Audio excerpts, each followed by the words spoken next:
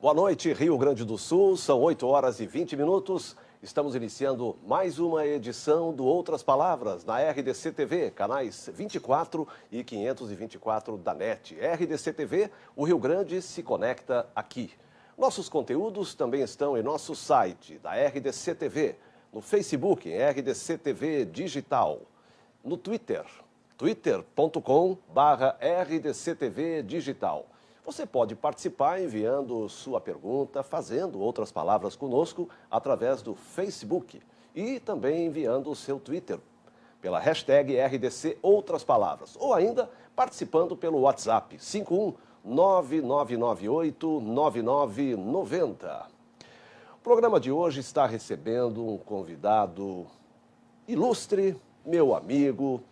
Eu tenho ouvido de alguns amigos que têm o hábito de abrir Outras Palavras, sempre enaltecendo nossos convidados. São sempre os melhores, os maiores, os craques, os campeões. Ora, eu sinto muito, né, se isso é um pouco de bairrismo, de excesso de zelo, de admiração pelos nossos convidados. A verdade é que nós temos sido muito felizes, sim, e em respeito a você, telespectador, que sintoniza os conteúdos da RDC TV em todo o estado do Rio Grande do Sul e em todas as plataformas digitais.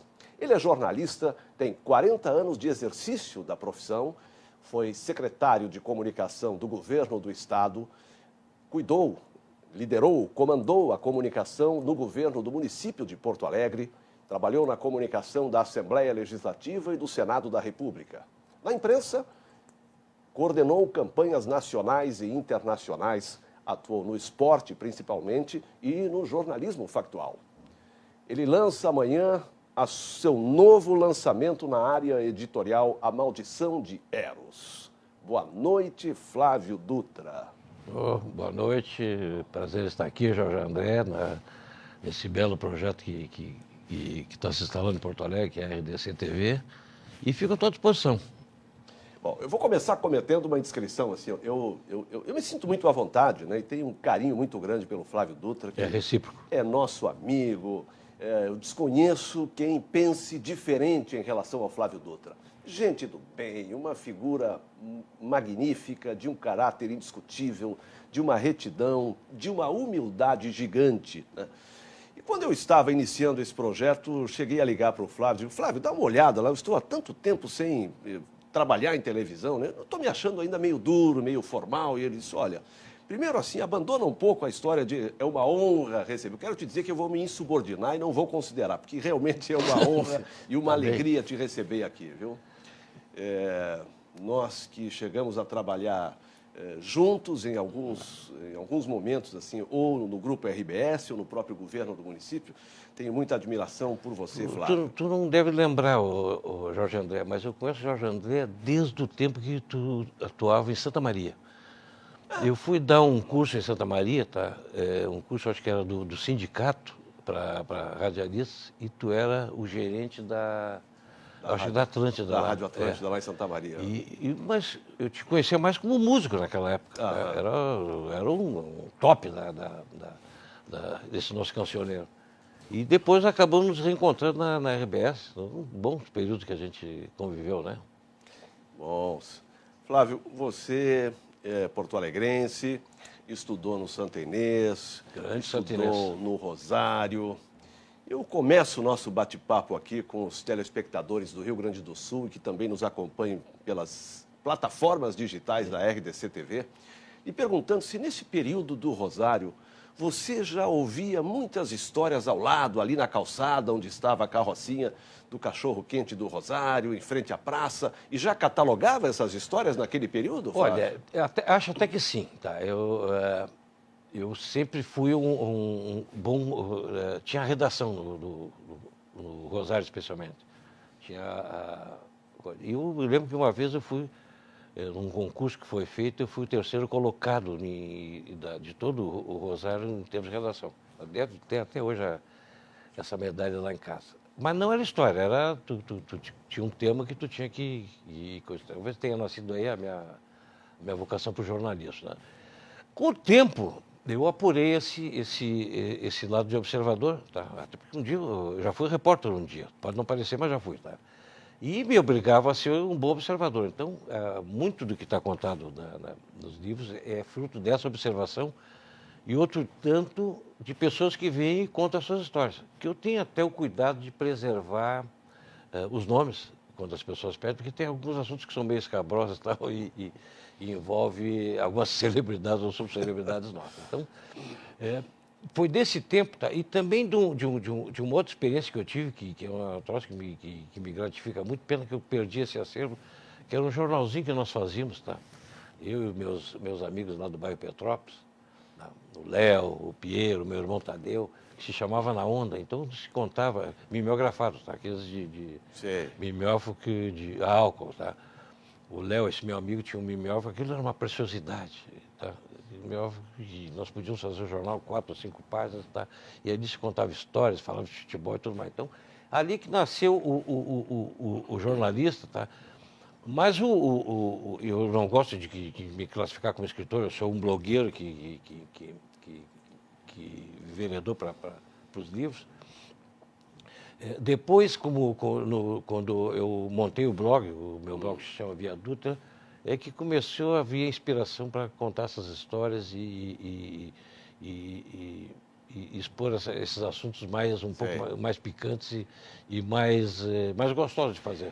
E era desse período, lá do bairro Petrópolis, com os amigos, a criação de uma rádio também, que sim, produzia, transmitia? Nós tínhamos lá, era um serviço de alto-falante, na verdade, que era o terror dos vizinhos, tá? Era a Rádio Vanguarda, tá? A Rádio da Jovem Guarda. Com um detalhe, não tinha um disco de Jovem Guarda, tá? Essa facilidade que se tem hoje com o CD e com essas mídias digitais, tá? Antes eram os bolachão, né? Tá? Bolachão, E tínhamos poucos bolachões, tá? E transmitimos lá 2 ou 3 vezes, tá? Para um serviço de alto-falante, que era o terror da gurizada. Num desses livros, acho que o primeiro, eu conto essa história e conto um outro episódio, tá? O meu irmão, o Telmo, falecido no ano passado, conseguiu um pequeno transmissor. Um alcance de 50, 100 metros. Tá? E nós queríamos ver qual era o alcance que ele tinha. Eu estou falando isso anos 60 do século passado. Né? Tá? Então faz bastante tempo.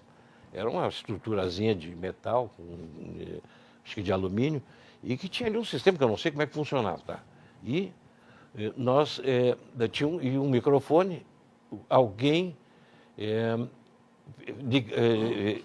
falava, tá? E pedimos para um outro colega nosso que fizesse, que digamos assim, de uma geração um pouquinho superior, que saísse para andar ali quem conhece aquela região ali do Alto Petrópolis, a Rua Ivo Corcel, e andasse até a Protásio Alves, tá? Só que perto da Protásio Alves funciona, ainda existe até hoje, tá? Para a época, a temível 8ª Delegacia, tá? Cujo porão era o horror dos malfeitores, tá? E foi muito usado no período da repressão. E esse colega nosso, tá? Que eu vou omitir o nome, saiu com o pequeno rádio para ver qual era o alcance. E quando nós imaginávamos que ele estava perto da 8ª Delegacia, o meu irmão Telmo começou: ladrão, devolve essa peça, tá? Esse é subversivo, tá? Peguem ele. Tá? Estava lá na delegacia, claro. Quase em frente à delegacia. Foi uma correria desse cara, voltando apavorado para casa. Um detalhe, né? Meu pai era tenente-coronel da brigada, tá? E é muito respeitado pelos delegados ali, porque, afinal de contas, era uma autoridade. Eu conto isso num dos livros dessa história, que é uma das crônicas da nostalgia. Agora, Flávio, essa turma do jornal, da rádio, ou do serviço de alto-falante, enfim, era a mesma turma que costumava, reza a lenda, né, infernizar as sessões dos matinês do Cine Hits, a vida dos lanterninhas, Flávio? O Jorge André, tu andou lendo esses livros, Jorge. Tu tá sabendo demais. Tá? Nosso produtor lá em Uruguaiana, Fred Wilcox Marcovici, que está lhe assistindo, com certeza. E o nosso bom e querido Chico Alves. Chico Alves, tá? Grande compositor. Sim, ali tinha uma particularidade, que aquele fim da linha de Petrópolis, para quem morou ali conhece bem, era um centro nervoso do bairro mesmo, porque As instituições estavam ali. Qual eram as instituições? A Igreja São Sebastião, tá? Onde eu fui crismado e batizado, tá? Do querido cônego Alfredo Odi. O Colégio Santo Inês, que eu estudei até a 4ª série, tá? O Santinha. O Cinema Ritz, tá? Sim. O Cinema Ritz. E o outro, talvez a instituição mais importante do bairro, era o fim da linha do bonde, tá? Então, o bairro gravitava em torno daquilo ali. E as sessões do cinema do Ritz eram, especialmente quando tinha filme do Elvis Presley. Pô, era um sucesso aquele filme. Sim. Lotava o cinema. E filme do Elvis Presley com quermesse no Santo Inês, fizeram um programa Um prato, né? maravilhoso. Um radar para tá? tudo acontecer. Maravilhoso. Tá? A gente não pegava ninguém, mas olha, o que a gente tentava, rapaz. Tá? Então, era essa a vida. Volto a dizer, eu estou falando em década de 60 do século passado. Então, é outro contexto, outras histórias, tá? Outras perspectivas. Tá? Nós vamos falar em seguida sobre o seu ingresso na vida profissional mesmo, no jornalismo, no rádio, em jornal, em televisão, enfim, no esporte, na política, convidando o telespectador para fazer outras palavras conosco através do WhatsApp 51 9998 9990, enviando a sua participação, a sua pergunta para o Facebook, pelo Twitter e interagindo conosco aqui na RDC TV. O Rio Grande se conecta aqui. Nós vamos a um rápido intervalo e voltamos em seguida conversando com o jornalista Flávio Dutra, que lança amanhã A Maldição de Eros. Já voltamos.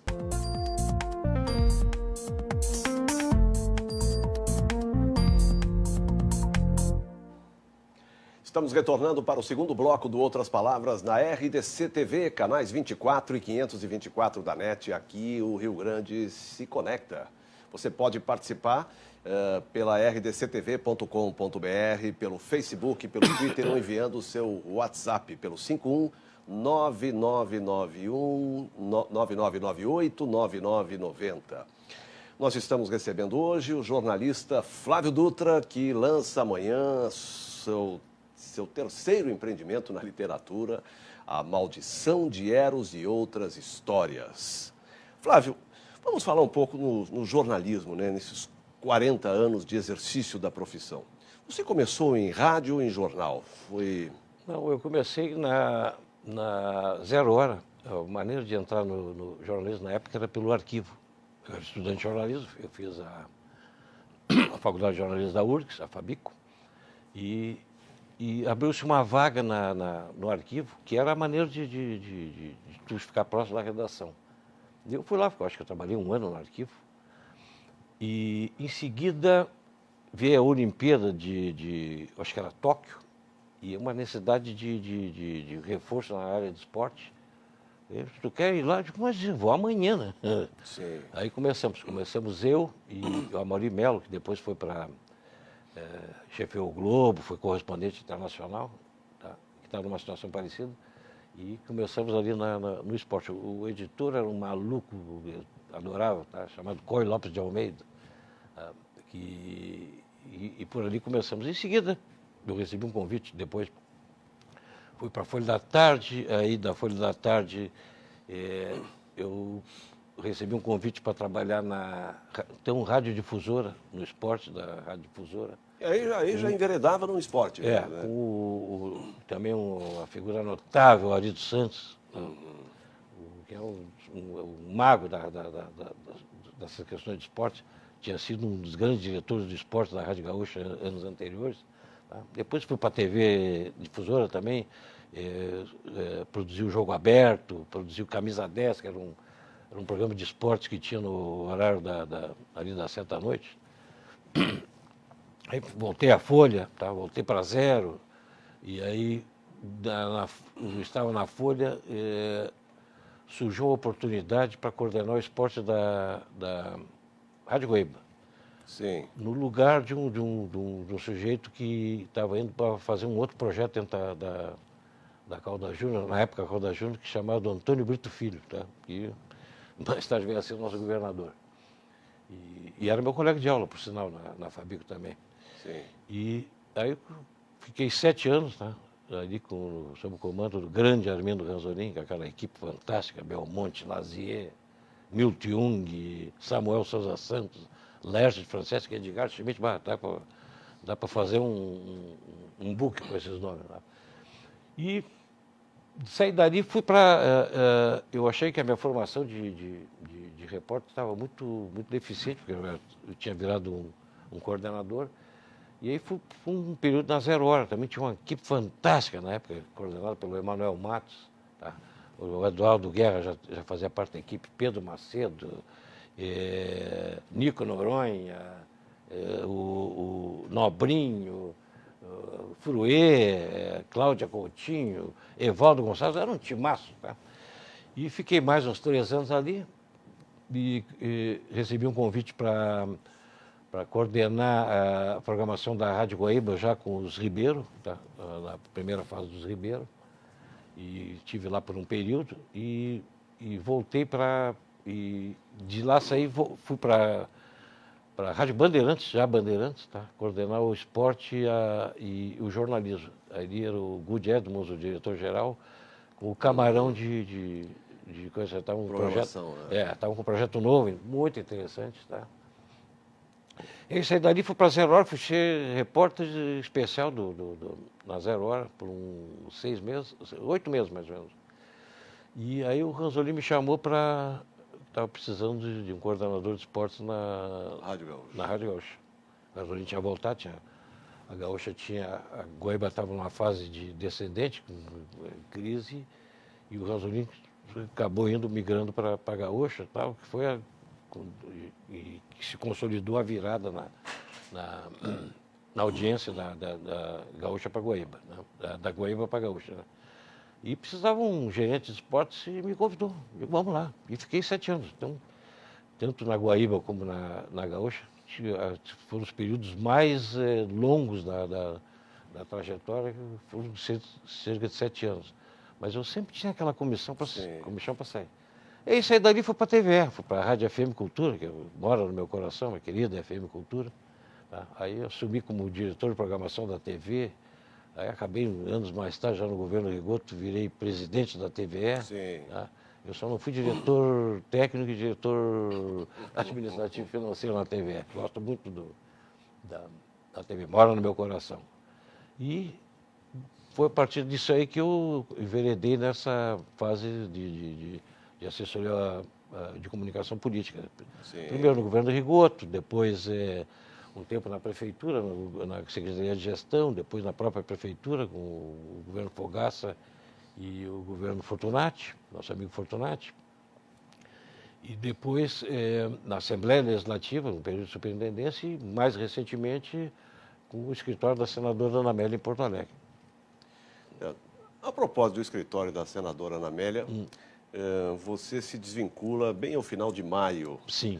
Desta assessoria. O que teria acontecido? A Via Dutra mudou o sentido? Foi uma decisão antes de uma eleição importante, de mudanças no cenário político nacional e estadual? E você, com toda esta bagagem, com toda essa experiência, passando pelos governos do Estado, pelo Executivo, pelo Legislativo, enfim, como presidente de uma fundação, né, importante como a TVE, mudou o sentido da Via Dutra? Boa pergunta. Não vale irritar.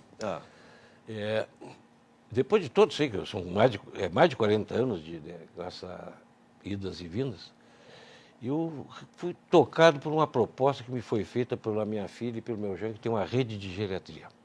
E me propuseram sociedade. E eu topei. O pessoal disse que eu já estou preparando terreno para ter meu cantinho lá. Então, hoje eu estou dedicado a isso. Tá? Claro que todo o acúmulo de experiência que eu tive até agora, eu não vou jogar fora. Então, se surgir proposta, projetos especiais, eu vou examinar com todo carinho. Tá? Mas, especialmente em termos de campanha política, que é o cenário que está se colocando agora, tá? Eu vou te ser sincero, Jorge André, eu não tenho nenhum entusiasmo. Tá?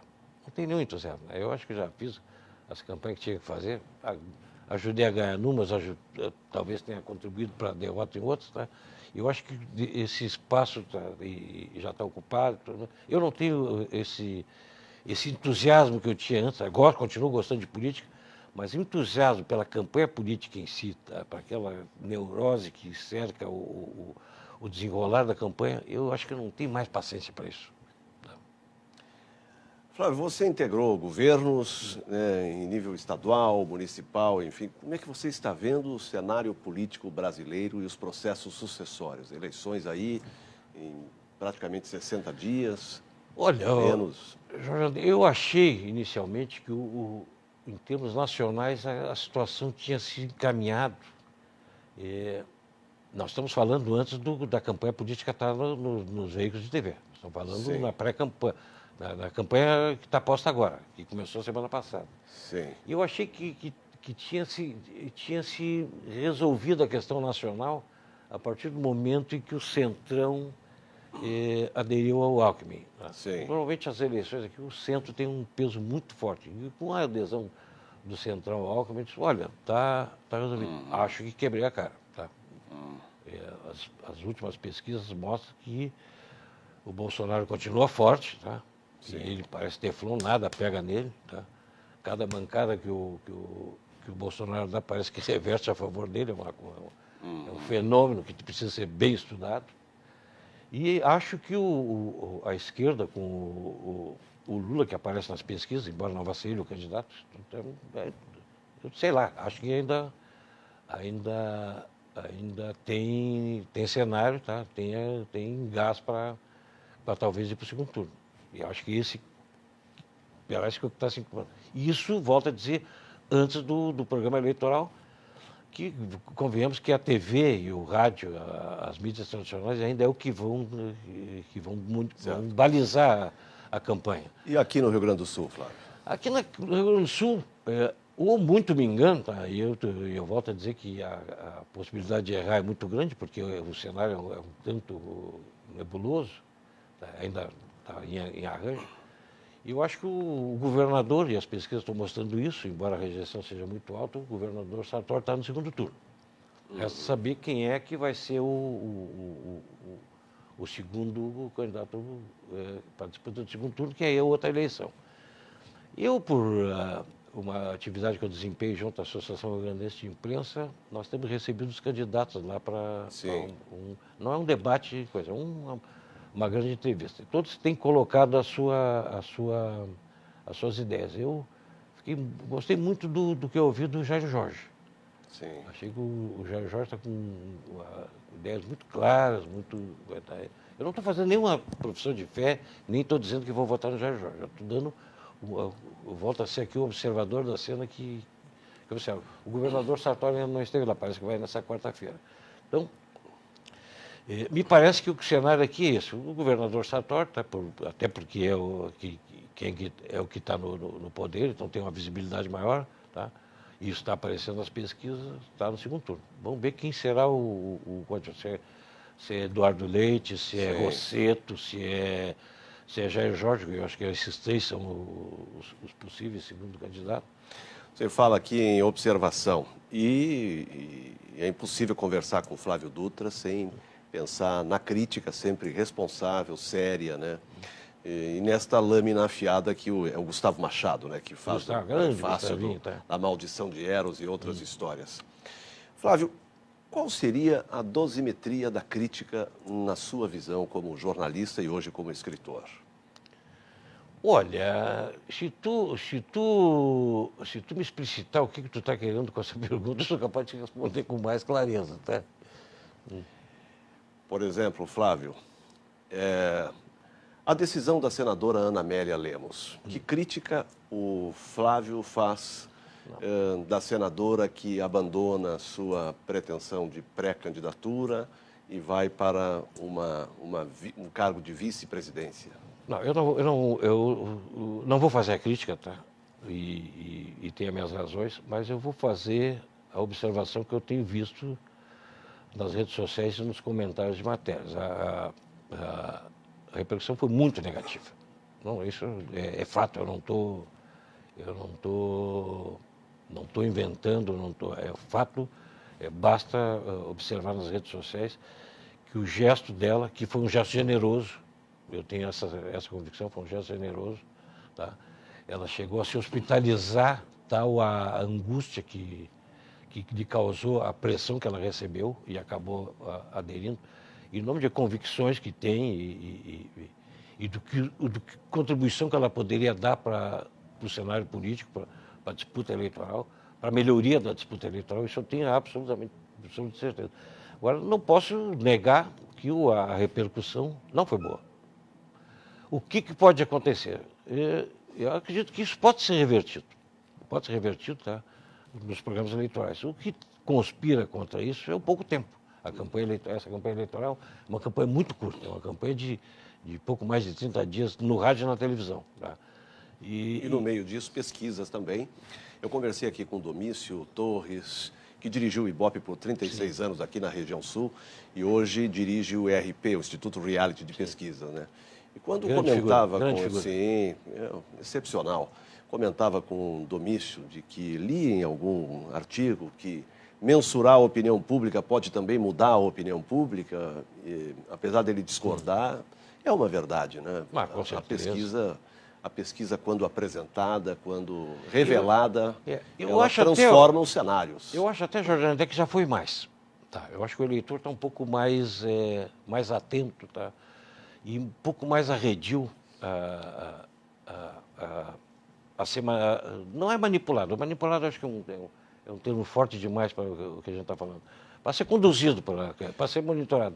Eu acho que ele está mais coisa, mas ainda acho que a pesquisa pode... Ninguém quer se aliar ao perdedor.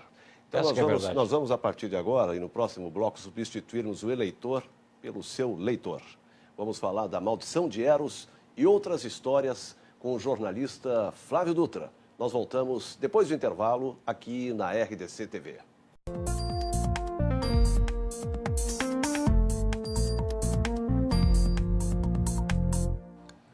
Estamos retornando para o terceiro e último bloco do Outras Palavras com o jornalista Flávio Dutra, 40 anos de profissão, já com 4 publicações, né? Eu tenho aqui Crônicas da Mesa ao lado, Indaiá, dueto com a Indaiá, né? Dueto a 2 é sempre melhor, e A Maldição de Eros e outras histórias. Mas tem um quarto, né, que é o Desmiolados, Flávio. É uma coletânea, um projeto muito interessante da Farol 3, que é a minha editora. É um projeto do Albert, que é o editor, que reuniu 10 cronistas que faziam contribuições em blog e tal, cada um contribuiu com quatro crônicas, e ele criou o tal de Desmiolados, até porque eram 10. Já teve até uma segunda edição dos Desmiolados, com outros 10, e ele inventou uma versão feminina, As Desmioladas, com outras 10 coisas. Foi aí que eu me inspirei até com a parceria da querida Indaiá de Lemburg. O primeiro foi Crônicas da Mesa ao lado. Flávio, a mesa do lado sabe sempre mais ou é uma questão de agregar mais informações, simplesmente? Não, a mesa ao lado é sábia. A mesa ao lado tu ouve coisas do Arco da Velha, histórias fantásticas e algumas verdades também. Então, a mesa ao lado recomenda. A mesa ao lado é um perigo, tá? E A Maldição de Eros? Maldição de Eros. Amanhã, 6h30, da tarde? Não, eu vou estar a partir das 5h30, eu já estou lá no Chalé da Praça 15, tá? Que tem, a partir das 6 horas, o estacionamento ali no Largo do Impérios é liberado. Então, até vou estar cedo lá, porque eu tenho ido a muitas sessões de autógrafo. E eu detesto ficar naquelas filas de sessão de autógrafo. Então, quem quiser se livrar de mim cedo, tá, pegar o autógrafo, chega lá que eu já dou o autógrafo, tiro a fotinho e tal e já libero. Eu perguntaria se A Maldição de Eros devolve ao Flávio Dutra a sua singularidade? Eu acho que sim. O que diferencia esse livro dos outros? Esse aí tem crônicas, tem mini-contos, que eu gosto muito, que é um haikai, com 2 ou 3 linhas, e tu conta mais rápido uma historinha. E tem esses contos de abertura, que são 5 contos. O principal deles, A Maldição de Eros, que essa sim tem uma história singular. Esse conto eu escrevi ele há cerca de 5 ou 6 anos, eu só não achava o final do conto. Eu acho até que ele está bem desenvolvido, eu tenho a pretensão de que ele está bem estruturado, e eu não consegui achar o desfecho do conto, que é o que dá o molho final. e não conseguia. Eu, inclusive, fiz apelos, isso no meu blog, no Viaduto. Fiz apelos que, bom, quem sabe alguém me ajuda, tá? Ninguém me ajudou, Jorge André. Aí um dia me veio aquela, acho que Sim. Eros me inspirou. Recebeu. Eu recebi. E até troquei, porque o título original, tá? Se alguém for lá ver no blog, chama-se Midas Moderno, que é mais ou menos uma história que é uma analogia com Midas, tá? E troquei para esse A Maldição de Eros, porque o final é que se desenvolve essa maldição, que eu não quero para nenhum de nós. José. Sim. Aliás, está na minha dedicatória aqui, no meu autógrafo. Você fala muito em paixão, em todas as publicações. A paixão seria uma maldição, mesmo quando retribuída, Flávio? Eu acho que não, isso é uma dádiva, sabe? Eu tenho uma dádiva da coisa. Tá? A paixão não correspondida isso sim é uma maldição. Tá? Mas a pior de todas as maldições é a que ocorre com o nosso personagem do Maldição de Eros. Essa aí, em termos da nossa, digamos assim, do nosso naipe, essa é fatal, Jorge André. Tá? Flávio, eu fiquei muito feliz em ter lhe reencontrado, em ter lhe recebido aqui na RDC TV, esse novo canal de comunicação no Rio Grande do Sul. Amanhã, com certeza, estaremos lá a partir das 6 da tarde, né? E ficam as câmeras e o microfone da RDC TV do Outras Palavras para que você, com as mesmas palavras, ou outras palavras, enfim, se despeça. Olha, Jorge André, eu estava numa faceirice, vim aqui numa ansiedade, e eu sempre fiz retaguarda, eu nunca fui de linha de frente, tá? Bobagem minha, vai aprender, né? Tá? Eu ia ser um Jorge André, mas eu nunca quis investir nisso. Então, eu fico nos nervos, tá? Mas tu me deixou muito à vontade, eu sou digamos assim, um avalista sentimental, tá? Desse projeto que está sendo desenvolvido aqui, e muito especialmente esse programa, tá? Até porque envolve uma outra figura querida, que é o nosso querido Fortunati, tá? E agradeço o espaço e convido a todos, quem não tiver nada para fazer e quiser ter acesso a boas histórias, apareça amanhã no chalé da Praça 15, a partir das 5h30, 6 horas.